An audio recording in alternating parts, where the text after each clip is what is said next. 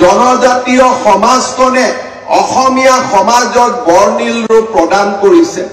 আজি অসমীয়া সমাজখনৰ যি বৰ্ণাঢ্য ৰূপ, সেই বৰ্ণাঢ্য ৰূপৰ আঁৰতে লুকাই আছে জনজাতীয় কলা কৃষ্টি আৰু সংস্কৃতি। জনজাতীয় কলা কৃষ্টি আৰু সংস্কৃতিক বাদ দি আমি অসমীয়া সমাজখনৰ ভৱিষ্যত দেখা নাপাওঁ। আজি মিচিং সমাজৰ ভাষা, ৰীতি নীতি, ইয়াৰ পৰম্পৰাই অসমীয়া সমাজক গভীৰভাৱে চাপ পেলাইছে। অসমৰ প্ৰতিজন জনপ্ৰিয় গায়কে তেওঁলোকৰ গীত ৰচনা কৰোঁতে মিচিং সমাজৰ ভাষা, মিচিং সমাজৰ পৰম্পৰা, মিচিং সমাজৰ লোক কৃষ্টি আৰু লোক সংস্কৃতিক কেন্দ্ৰীয় চৰিত্ৰ হিচাপে আগবঢ়াই লৈ অহা আমি সকলোৱে প্ৰত্যক্ষ কৰিছো।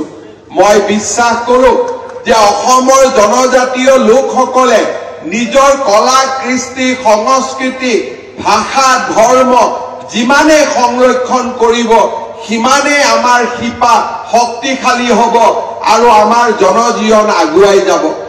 আৰু সেইবাবে আমাৰ চৰকাৰখনে দায়িত্ব লোৱাৰ পৰাই জনজাতীয় লোকসকলৰ কলা কৃষ্টি সংস্কৃতিক আগবঢ়াই লৈ যোৱাৰ বাবে আৰু তেওঁলোকৰ ন্যায্য অধিকাৰক স্বীকৃতি দিয়াৰ বাবে আমি নিৰন্তৰ প্ৰয়াস আৰু প্ৰচেষ্টা কৰিছো।